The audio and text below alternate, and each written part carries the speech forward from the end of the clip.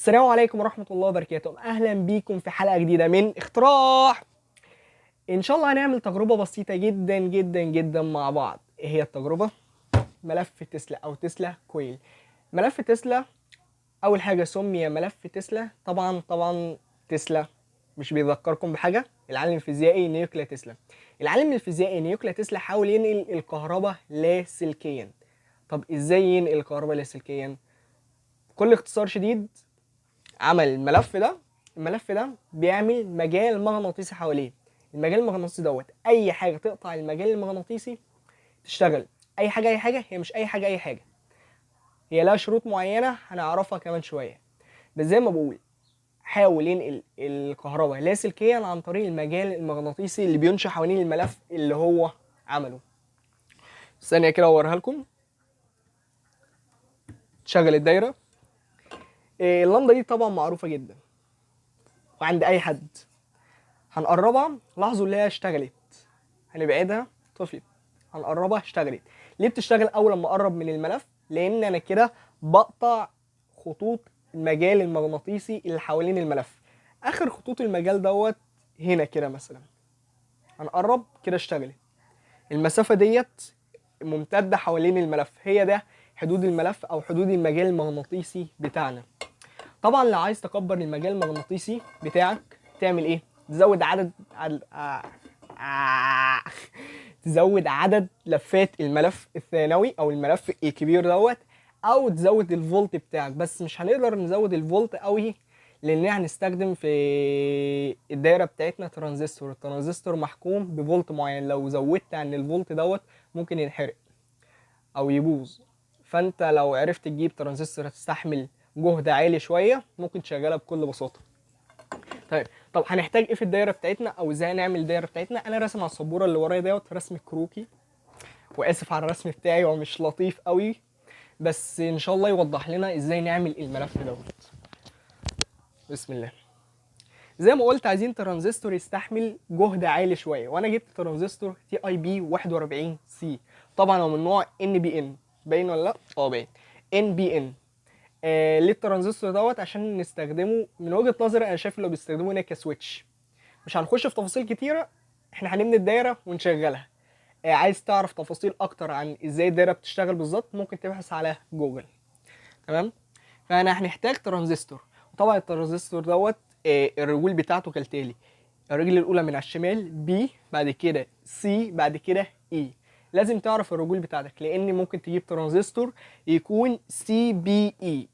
السي والبي متبدلين مع بعض، فانت لو هتتلخبط او مش عارف تفرق ما بينهم ازاي، جيب الترانزستور اللي انت جبته، تاخد الكود بتاعه زي الكود مثلا بتاعي هنا تي اي بي 41 سي، تدخله على جوجل وهو هيديك الترانزستور بيانات كتير جدا عليه، فرق الجهد بالتيار اللي هيستحمله، بترتيب الرجول بتاعته. هيديك معلومات كتير جدا عليه، ممكن تستخدمه كامبليفاير، كسويتش، استخدمه في اللي انت عايزه. هديك يعني معلومات عنه. تمام. فاول حاجه واهم حاجه عندنا الترانزستور يستحمل جهد عالي. تاني حاجه عندنا دايود. الدايود زي ما انتم شايفين هنا في الدايره هنربطه بين الرجل بي والرجل اي، اللي هما الرجل من على الشمال خالص ولا على اليمين خالص. وسالب الدايود، سالب الدايود ناحيه الرجل بي. طب انا هعرف سالب الدايود او موجب الدايود منين؟ اول حاجه ده شكل الدايود. مالكوش دعوه بديت، هو آه آه القطعه السوداء دي. تمام. القطعه السوداء ديت فيها شرطه من ناحيه، الشرطه اللي من ناحيه ده الجزء السالب منها، اللي ناحيتها الشرطه دي. الناحيه التانيه ده الجزء الموجب. وبرضه ممكن تسال جوجل هو هيديك شكل الدايود وتعرف ازاي السالب من الموجب. هو الدنيا بسيطه. تمام. وهنستخدم فرق جهد 12 فولت دي سي. دي سي مش اي سي، دي سي يعني مستمر، يعني البطاريه او الحجاره اللي ممكن تشتريها من اي محل. طبعا في حجاره بتبقى 9 فولت بتتباع في اي محلات، ممكن تستخدمها عادي، بس دي هتاثر معاك في المجال. مثلا المجال لو من هنا بعيد كده هيقرب سنه، مش هتاثر قوي بس ان شاء الله الملف يشتغل معاك. واهم قطعتين عندنا النهارده هما ايه؟ الملف اول حاجه انت مش هتشتريه عشان على ما اعتقد مش هتلاقيه جاهز معمول. ممكن تلاقي لو عندك حد بيبيع. الملف ده انت هتعمله بايديك. طب ازاي اعمل الملف بدايه؟ هشرح لكم بتفصيل اكتر واحنا بنبني الدايره مع بعض، بس هقول لكم دلوقتي كده على السريع. الملف اول حاجه انت محتاج سلك. السلك تجيبه منين؟ مش اي سلك هتستخدمه، هو لازم سلك مغناطيسي. بالاخص اللي بيبقى موجود في المحولات الكهربائيه. عارف المحول اللي بيحول لك مثلا من 220 فولت ل 120 او 60 على حسب المحول هو معروف جدا. هتجيب المحول وبكل بساطه هتكسره، تطلع السلك اللي فيه وتلفه. ولما تيجي تلفه خلي بالك خلي بالك خلي بالك، لازم تلفه على حاجه بلاستيك زي ديت كده، تلفه على بلاستيك او اي حاجه بس ما تكونش معدن. ليه؟ لان انا قلت هيعمل مجال مغناطيسي حواليه، وانا هقطع خطوط المجال بالحاجه اللي انا عايز اشغلها فهتشتغل. طب لو انا عم لفه على حاجه معدن، المعدن ده هيمتص المجال المغناطيسي جواه، ومش هيبقى فيه مجال مغناطيسي حواليه، فمش هيشتغل معاك. وانا وقعت في النقطه ديت عشان تسرع، كنت متسرع جدا اللي انا اعمله، ما خدتش بالي من النقطه دي. تمام. طبعا لف الملف هيتلف بطريقه معينه، ما بتلفش باي طريقه. هوريكم بطريقه او بتفصيل اكتر واحنا بنبني الدايره، بس كسريعا كده. هتجيب السلك وتلفه ناحيه اليمين، تمام، وتلفه بالشكل ده كده لغايه لما يوصل للاخر، وتحاول تربطه بسلك اجمد منه شويه، لان السلك ده ضعيف وممكن يتقطع منك بكل سهوله. فانت هتربطه بسلك اجمد وتلزقه عشان تعرف تتحكم في السلك ده وما يتقطعش منك على طول. تمام تمام. طب ليه انا بلف ناحيه اليمين؟ عشان الملف التاني او الاولي هيتلف ناحيه الشمال. لازم لو لفيت الملف دوت يمين تلف الملف التاني شمال، الاتنين لازم يبقوا عكس بعض. تمام. طب انا دلوقتي وصلت التوصيله ديت ترانزستور بين الرجل بي والاي. عندنا دايود، وقلنا سالب الدايود ناحيه الرجل بي، وعندنا مقاومه متصله بموجب البطاريه بتاعتنا وبالرجل بي. تمام تمام. وعندنا سالب البطاريه متصل بالرجل اي برضه. تمام. طب الملف الابتدائي والملف الثانوي، الملف الثانوي اللي هو الملف الكبير دوت، والملف الابتدائي هو مش ظاهر قوي بس ممكن اوريه لكم، خليها واحنا بنعمل الدايره بتاعتنا احسن انكم تشوفوها. طب الملف الثانوي، خلينا في الملف الثانوي، هربطه ازاي بالدايره بتاعتي؟ هروح جاي برجله من تحت وهوصله بالرجل بي. ليه؟ هي الدايره كده مالكش دعوه. ممكن نبقى نشرح تفصيل اكتر في فيديو تاني الدايره دي بتشتغل ازاي. احنا دلوقتي بنبنيها وعايزين نشغلها بس مش اكتر. فزي ما قلت الملف الثانوي او الملف الكبير بتاعنا، رجله اللي تحت ديت هوصلها بالطرف بي للترانزستور. تمام تمام. طب الملف الابتدائي ليه طرفين طبعا، طرف من هنا كده وطرف من هنا. هوصلهم ازاي؟ اي طرف من الطرفين مش هتفرق قوي، او خلي الطرف اللي فوق اللي انت جايبه من ناحيه الشمال، حاول ما تبدلش الاطراف. لو قلنا مثلا ده الطرف اللي فوق اللي احنا لافينه ناحيه الشمال، بص هنعكس. بكل بساطه طرف من الاطراف هتوصله بموجب البطاريه. تمام. مش عارف بانت ولا لا، بس طرف من الطرفين هتوصله بموجب البطاريه هنا كده اللي هي مع الدايره بتاعتك. تمام. طب الطرف التاني هتروح موصله بالطرف سي للترانزستور. تمام. خلي بالك هو مش متصل هنا بالطرف اي هنا، بس الرسمتين او الخطين دخلوا في بعض. تمام. انا هنا موصل طرف بالسي، تمام، بالسي مش بالاي، يعني نعتبر اللي فيه هنا كوبري كده. تمام. يعني زي ما قلت ممكن نعيدها تاني سريعا وهتبان اكتر وانا بعمل الدايره. تمام. الملف الاولي او الملف الثانوي اللي هو الملف الكبير بتاعنا اللي بيسمى ملف تسلا هنوصله بالطرف بي. والملف الاولي ليه طرفين، واحد بموجب البطاريه والتاني بالطرف سي للترانزستور. بس هو ده التوصيله بتاعتنا ببساطه. هي توصيله سهله جدا، ولكن ممكن ما تشتغلش معاك على طول. معايا انا اشتغلت بعد يومين. ليه؟ لان كان في غلطات وقعت فيها. مثلا غلطه من ضمن الغلطات اللي انا لفيت الملف دوت على شيء معدن. زي ما قلت ان الشيء المعدن ده هيمتص المجال جواه، ومش هعرف انا اخد المجال. انا عايز المجال يبقى بره عشان ادخل الحاجه جوه المجال فتشتغل. تمام. فاول حاجه نلفها على حاجه بلاستيك، اي حاجه غير معدن عامه. تمام. شيل الدبان. تمام. تاني حاجه ايه هي؟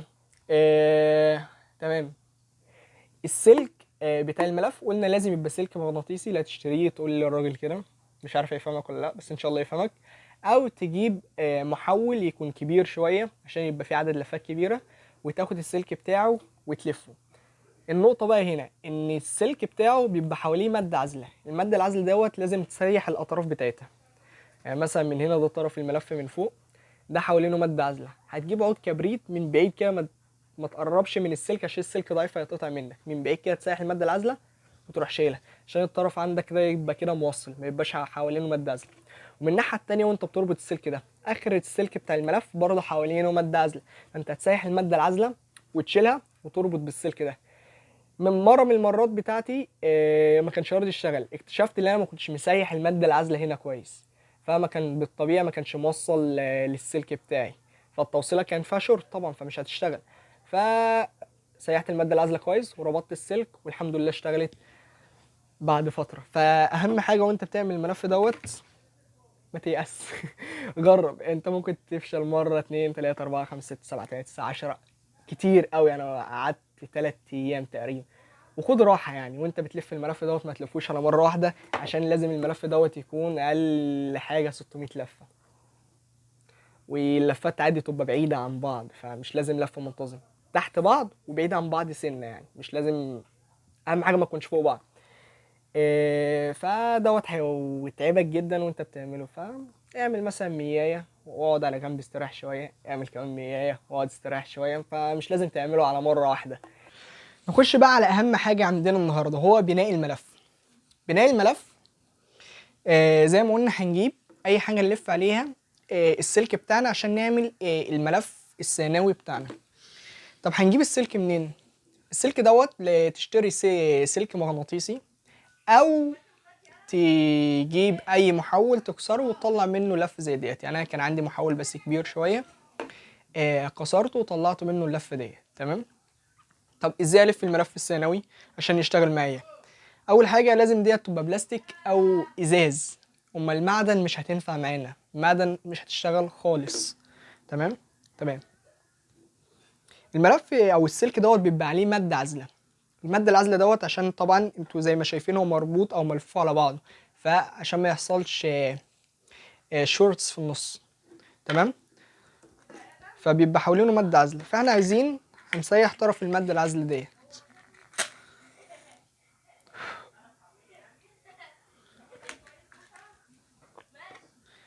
هنجيب طرف السلك كده ونسيح الماده العازله. طبعا ما نحطش السلك على النار مباشره، علشان السلك ده زي ما قلت لكم ضعيف جدا فهيتقطع معانا. فنقربه كده من النار ونشيل الماده العازله اللي عليه. تمام. بعد ما شلت الماده العازله هنجيب السلك ونحطه كده في النص. تمام. ونثبته باي حاجه، سوليتيب او نجيب صباع شمع زي دوت كده ونثبته باي حاجه هنا كده. تمام. نطفي بقى الشمعيه ديت، اطفي بقى، ممكن نشيلها على جنب قد الدورها. تمام. احنا كل اللي عملناه ايه لحد دلوقتي؟ سيحنا طرف السلك وشلنا من طرف السلك الماده العازله. تمام. وحطينا السلك كده ولزقناه في بدايه الشكل بتاعنا والبلاستيكيه اللي هنلف عليه. تمام. وهنلفه ناحيه اليمين. تمام. عايز تلفه ناحيه الشمال لفه ناحيه الشمال، بس دوت هتضطر تعمل الملف الاولي او الملف التاني اللي هو 4 لفات عكسه. يعني انت لو لفيت الملف الثانوي ناحيه اليمين، هتيجي تعمل الملف الاولي هتلفه ناحيه الشمال، لازم الاتنين عكس بعض. تمام. هنلف الملف بالشكل دوت. نحاول ان اللفات ما تبقاش فوق بعض، تحت بعض، ونحاول نقلل المسافات اللي ما بينهم. هو مش لازم الملف يبقى بيرفكت قوي، نحاول نقلل المسافات كده. في مسافات عادي بس نحاول نقللها على قدر المستطاع. نفضل نلف نلف نلف، نحاول نعمل حوالي 600 لفة. هتعد عد. كل ما اللفات تبقى اكتر كل ما يبقى احسن، كل ما المجال اللي هيبقى حوالين الملف دوت يبقى امتداده اوسع، او ليه مجال اوسع او مدى اوسع، مش عارف ايهما صح. تمام. نحاول نقلل اللفات. تمام. هنفضل نلف نلف نلف. طبعا مش هفضل الف دلوقتي واخد مني وقت، حاول تعملها على فترات متباعده عشان ما تتعبش قوي.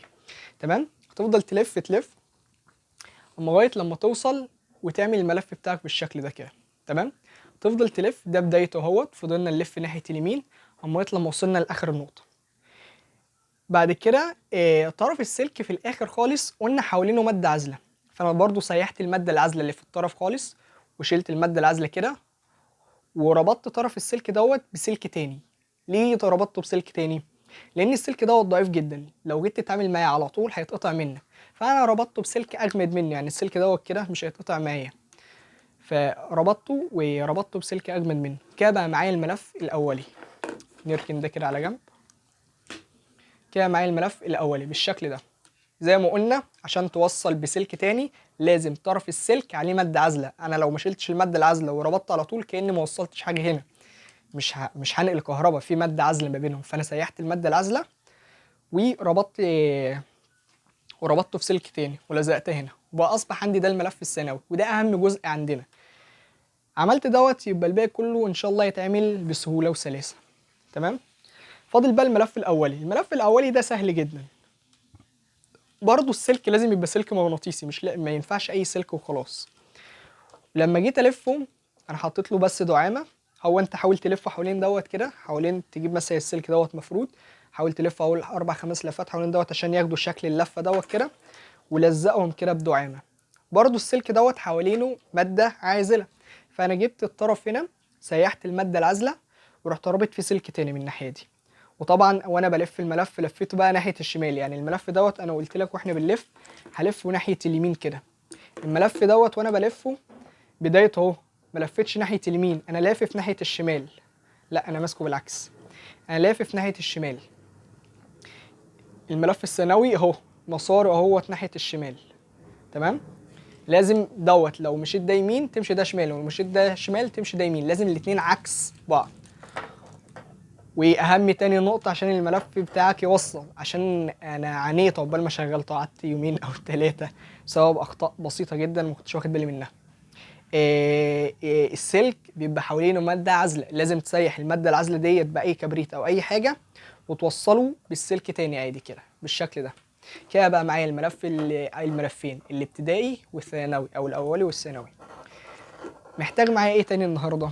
طبعا احنا زي ما شفنا عايزين ترانزستور ومقاومه 23 كيلو، بس للاسف انا معيش مقاومه 23 كيلو، بس معايا مقاومه متغيره 50 كيلو اوم. معايا مقاومه متغيره 50 كيلو اوم. دي الاطراف بتاعتها لها 3 اطراف، فانا هوصل الطرف الاول كده. انت لو معاك مقاومه 23 كيلو ممكن تشتغل بيها عادي على طول، ما معايا المقاومه ديت، فانا هوصل الاطراف بتاعتها كده، وبقى معايا السلكين دول طرفين المقاومه 23 كيلو. تمام. تمام. وطبعا معايا دايود. الدايود لو جينا بصينا كده بتمعن هنلاقي فيه شرط هنا حوالين الدايود، ده الجزء السالب للدايود، بينما من الناحيه التانيه مفيش شرط، فده الجزء الموجب للدايود. مش عارف باين ولا لا، بس هي هتبان معاك. هات اي دايود، اقل دايود ممكن تلاقيه، ممكن تستخدمه عادي مفيش اي مشكله. تمام. وطبعا الترانزستور ما ينفعش امسكه بالشكل ده، الترانزستور بيتمسك بالشكل ده واطرافه كالتالي. النوع دوت اللي هو تي اي بي 41 سي، ده البي، واللي في النص السي، واللي على اليمين خالص ده الاي. في ترانزستورز تانية بيبقى هنا السي وهنا البي، الاتنين دول متبدلين، فخلي بالك من نوع الترانزستور اللي انت بتجيبه، عشان لو وصلت غلط مش هتشتغل معاك. فانت ممكن تكتب كود الترانزستور على جوجل وهو هيطلع لك الاطراف بالترتيب، فانا عندي بي سي اي. تمام. انا بقى رسمت المخطط تاني بشكل اوضح. ده الملف الثانوي اللي هو الملف الكبير دوت، ده الملف الابتدائي اللي هو ال4 لفات بس او 5 لفات زي ما انت عايز. وعندي هنا الدايود، الطرف السالب اللي ناحيته الشرطه هيبقى ناحيه البي، هيتحط بالشكل ده كده بين البي والاي. وعندي مصدر جهد 12 فولت دي سي مستمر مش متردد. ممكن احط بطاريه زي ديت كده 9 فولت عادي وهتشتغل معايا، بس المجال يعني اللمضه هتشتغل مثلا بالقرب ده، لو حطيت ال 12 فولت هيبقى مداها لحد هنا، فكل ما نزود الفولتات كل ما يبقى احسن، بس ما ينفعش تزود الفولتات لقومه كبيره قوي لان الترانزستور عندك ممكن يتحرق. الترانزستور برضو ليه حد معين من الفولتات المطبقه عليه. تمام. تمام. وعندي هنا طبعا مقاومه 23 كيلو. تمام. انا ممكن الحم الكلام ده كله مع بعض على الشكل دوت، زي الشكل دوت، اروح جايب الترانزستور كده حاطه هنا، البي والسي والاي، واروح لحم دوت كده بين البي والاي. تمام. معايا مكوة لحام، والحم على طول. بس ممكن انا ارتكب اي خطأ والحم طرف مكان طرف واغلط، هضطر افك اللحام. فانا بتجنب المشكله دي بايه؟ بستخدم حاجه بورد تيست. البورد تيست ديت بركب القطع بتاعتي كده، بفضل اركب القطع بتاعتي كده، تمام، واركبها عليها، بحيث لو انا غلطت اي غلطه انا ممكن اشيله واركبه بسهوله. طب البورد تيست ديت هي شغاله ازاي او متوصله ازاي او توصيلتها ازاي؟ نستخدم ايه؟ ماشي. البورد تيست ديت بكل بساطه إيه، الصف دوت كده متوصل ببعضه كانه سلك واحد، والصف دوت كده كانه سلك واحد، وهكذا. دوت مش متوصل بده، كل صف كده كانه سلك واحد.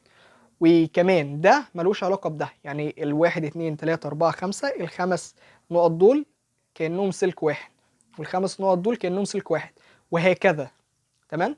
طب هنا بقى، هنا العمود دوت كله من أوله لآخره كأنهم سلك واحد.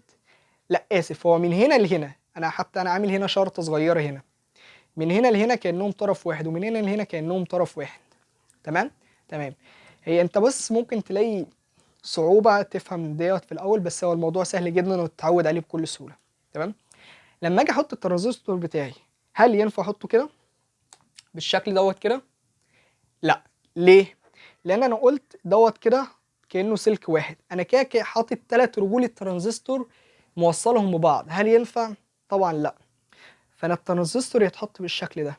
لو أنت معاك بورد تيست كده، الرجل ديت الرجل البي دوت كده السلك الممتد منها، ورجل السي ده السلك الممتد منها، ورجل الاي ده السلك الممتد منها. تمام. تمام. طب علشان برضو سهل الدنيا، اروح اعمل ايه؟ تاني حاجه ممكن احطها معايا ايه؟ مصدر الجهد. انا كده حطيت الترانزستور، هنمشي حسب الدايره دي بالظبط، او تعالوا نمشي حسب الدايره دي بالظبط. كده حطيت الترانزستور هنا والثلاث رجوله همت. انا بين الرجل بي والرجل اي في دايود، وسالب الدايود ناحيه البي، فانا جبت الدايود الجزء السالب احطه ناحيه البي اهو. دوت قلنا دوت كده امتداد للطرف بي، فهروح حاطط دي هنا، وهنا امتداد للطرف اي فاحطه هنا. تمام. باينه اهي. الطرف دوت امتداد للرجل بي، السالب هو ناحيه الرجل بي، وموجب الدايود ناحيه الرجل اي. تمام. تمام. ممكن نحط ايه تاني؟ كده وصلنا الدايود والترانزستور، ناقص ايه؟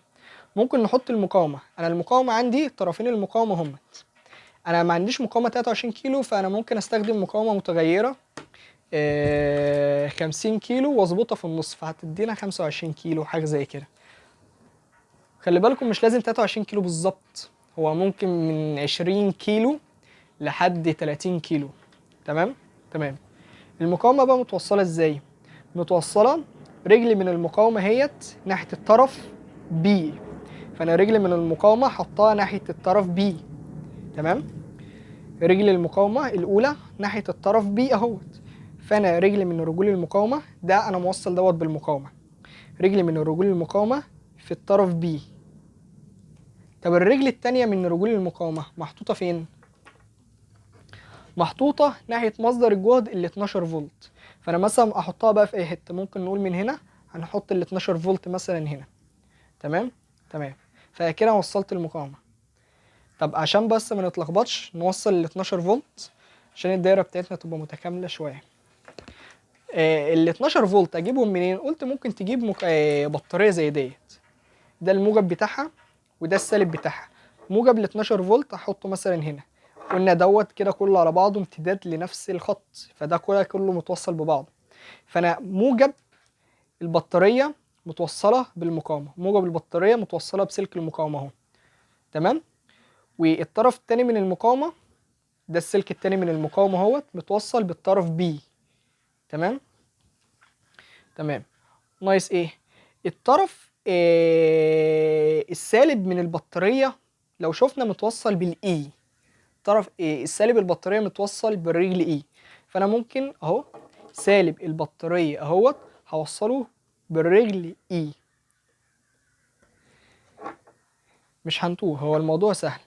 انت ممكن تلحم على طول على الشكل دوت، او تلزقها على طول بالطريقه بتاعتك، بس البورد تيست انا بحب استخدمها عشان لو في اي غلط اشيل واحط براحتي. تمام.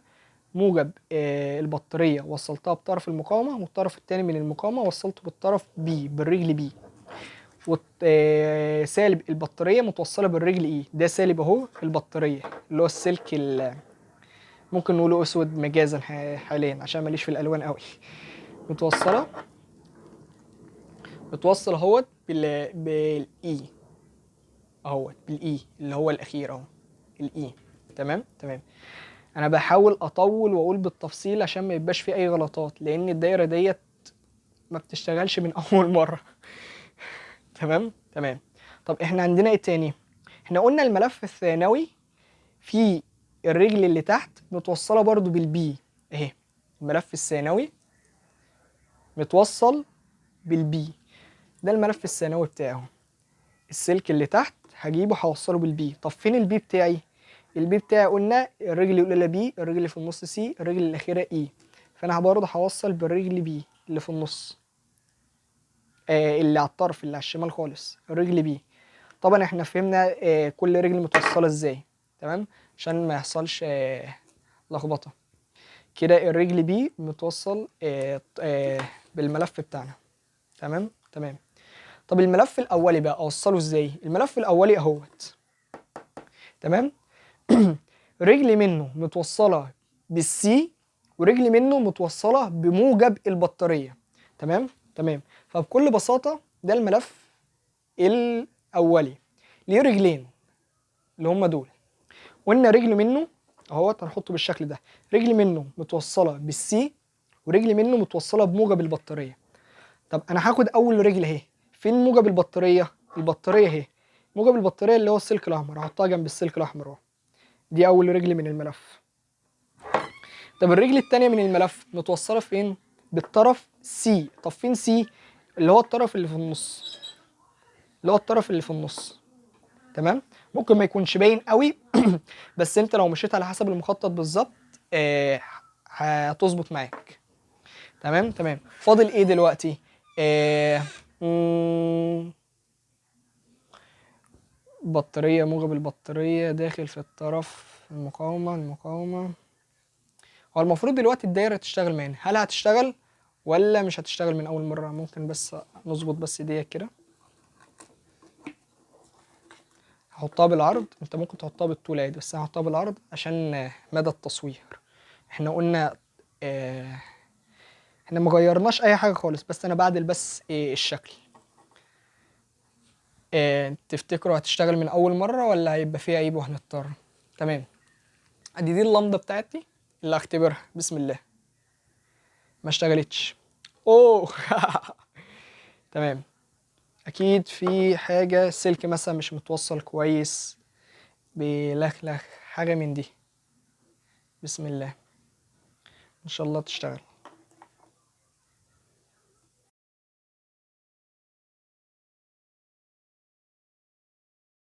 الحمد لله اشتغل معانا. تعالى نبص كده. انا هطفي الاضاءة عشان الدنيا تبان اوضح. بسم الله. اشتغلت اهو عن بعد.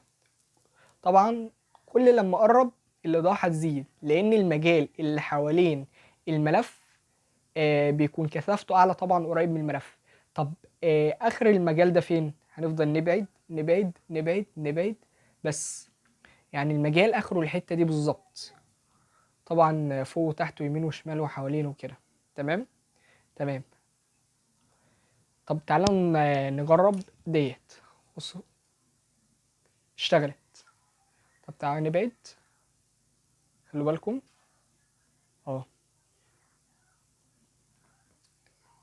انا المشكله اللي انا مش طافئ كل الاضاءه عندي فمش باين قوي اللي هي شغاله.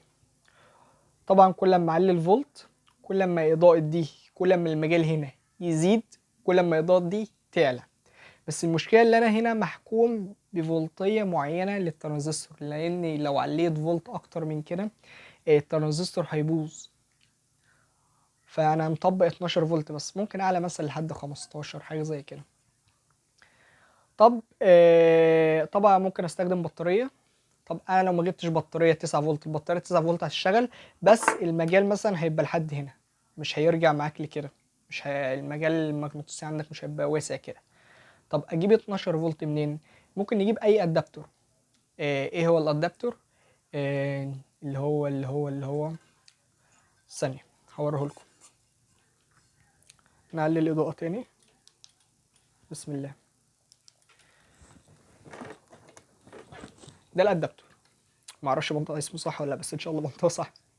الادابتور دوت بياخد ال 220 اي سي اللي هو المتردد، وفي جوه دايره بتحوله ل 12 فولت بس مستمر.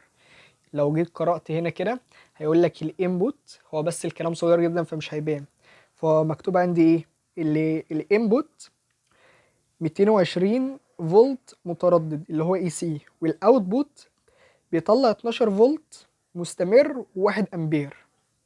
تمام، فانت ممكن تستخدم دوت. وطبعا تعرف لازم تميز الطرف الموجب من السالب بتاعه. طب ازاي اميز الطرف الموجب من السالب؟ ثانية كده.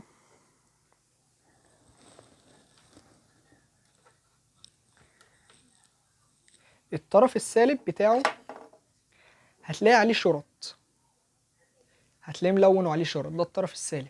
طب في طريقة تانية، شغل الدايرة، لو ما اشتغلتش اعكس الأطراف هتشتغل معاك بإذن الله، ممكن تكون عكست الأطراف.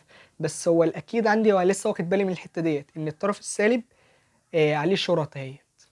ده الأدابتور 12 فولت دوت، حلو جدا، أنصحك تشتغل بيه. لو مش عندك هتجيب بطارية عادية 12 فولت بس تتأكد لها سليمة، لأن اشتريت كده واحدة قبل كده وبايظة. طبعا ما بعرفش اجربها في الشارع لان بكون مستعجل، باخدها وامشي على طول، وبروح في البيت بتتفاجئ انها بايظه. المهم يعني لو اشتغلت بديت برضه هتشتغل معاك ومفيش اي مشكله، بس ما تقلش عن ال 9 فولت عشان تظبط معاك. تمام. تمام. ممكن نقول ايه تاني؟ الحمد لله رجعنا بعد ما الحمد لله ان الملف اتعمل واشتغل معانا. وتاكيدا على الكلام دوت ان اهو الملف انا مشغله، ده الملف اللي احنا اشتغلنا عليه. هنطفي بس الاضاءه عشان يبان. مطفي نور. وهكذا ممكن برضو نشغل ديت. مش عارف هي باينه ولا لا، ممكن نطفي دي مؤقتا. تمام. هل احنا قلنا في اول فيديو ان الملف بيعمل مجال حواليه، والمجال دوت اي حاجه بتقرب من المجال دوت تشتغل، زي ما شغلنا ديت او شغلنا ديت قربت من المجال اشتغل، بعيدت عن المجال طفت. هل اي حاجه هتخش هتشتغل ولا لا؟ بصراحه انا جربت ادخل الموتور وما بيشتغلش. جربت ادخل ليد زي دوت، ما بيشتغلش غير لما اقرب جامد جدا جدا، يكاد يكون هلمسه. ما بيشتغلش غير لما كاد يكون هلمسه. تمام. والليد ده نفس النظام، ما بشتغلش. طب الفكره في ايه؟ الفكره ان المجال دوت على حسب الحاجه اللي انت عايز تشغلها. ازاي؟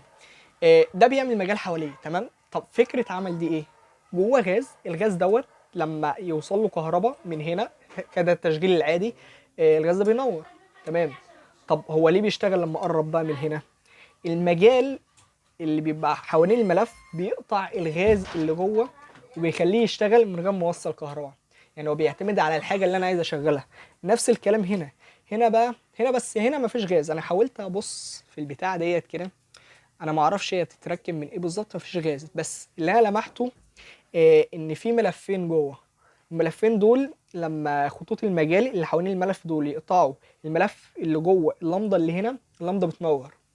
يعني مش اي حاجه هقربها تشتغل، الا مثلا الحاجات اللي هتشتغل على الغاز زي ديت، او فيها ملف يستقبل الطاقه او المجال دوت. تمام. طب انا مثلا عايز اشغل ليد زي ده، اشغله ازاي؟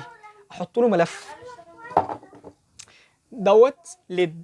الليد دوت المفروض لما اقربه ما يشتغلش غير لما اقرب جامد جدا. بص، قرب جامد جدا هيشتغل. طب لما ركبت له ملف اشتغل بس من بعيد. الملف خد دخلته للملف الثانوي او الملف دوت دخلته المجال، فاصبح الملف فيه كهرباء، فالكهرباء شغلت لي الليد. امال الليد لوحده المفروض ما يشتغلش الا بقى لو كان المجال قوي فاثر عليه. يعني هو الليد اوقات بيشتغل معايا اوقات ما بيشتغلش معايا، فانا لسه مش فاهم الحته دي بالظبط قوي. ممكن يكون المجال شديد لدرجه ان هو بيشغل الليد عادي، او ان شاء الله ابحث اكتر وابقى افيدكم بالموضوع. تمام. ده الجانب الاول. الملف دوت زمان كان بيستخدم في حاجات كتير، في الابحاث وفي الاتصالات وفي حاجات تانية كتير ممكن تبقى تعملوا سيرش عنها وتعرفوا. دلوقتي الملف دوت ملف تسلا معروف في المجالات الترفيهية بكثرة بكثرة. بسبب ايه؟ بسبب طرف الملف اللي فوق دوت. طرف الملف اللي فوق دوت فيه جهد عالي جدا على الملف، فالجهد العالي دوت بيسبب تأين الغاز اللي حوالين الطرف اللي فوق دوت، فبيطلع لي كده شرارة إلكترونات، عمال يطلع لي إلكترونات، مضخة الإلكترونات. فالإلكترونات عمالة وشرارة تطلع من طرف الملف اللي فوق بسبب الجهد العالي جدا جدا جدا على الطرف اللي فوق دوت، أو الملف ذات نفسه فيه جهد عالي جدا، لدرجة إن الطرف أو طرف الملف اللي فوق المفروض ما يبقاش مش موصله بأي حاجة، لا هو بسبب الجهد العالي مأين الغاز اللي حواليه ومخلي الغاز اللي حواليه يوصل لي الإلكترونات، فالإلكترونات عمالة تطلع من الملف وأنا شايفها بعناية، بس هي مش عالية لدرجة اللي احنا نشوفها دلوقتي. يعني انتوا ممكن تبحثوا عن الملفات العملاقة اللي بتتعمل وهتشوفوها، تحسوا كده كأن في برق حصل، حرفيا كأن في برق حصل. يعني انا اول ما قربت ديت منها الالكترونات ظهرت اكتر. مش عارف هتبان ولا لا، انا هحاول اقرب لكم. بسم الله. هو فين طرف الملف؟ شايفين النقطة البنفسجي دي؟ هي دي الالكترونات اللي طالعة. شايفين لما اقرب الرجل دي منها بتكتر ازاي؟ انا عارف، انا اسف على الجودة، بس ده المتوفر عندي حاليا. شايفين النقطة ديت؟ النقطة دي لما اقرب منها اي طرف ارضي او اي طرف يلقط الالكترونات ديت، بصوا بتأين الغاز اللي بينهم هما الاتنين، وبتخلي الغاز دوت يبقى موصل. شايفينها عاملة ازاي؟ شكلها ممتع جدا.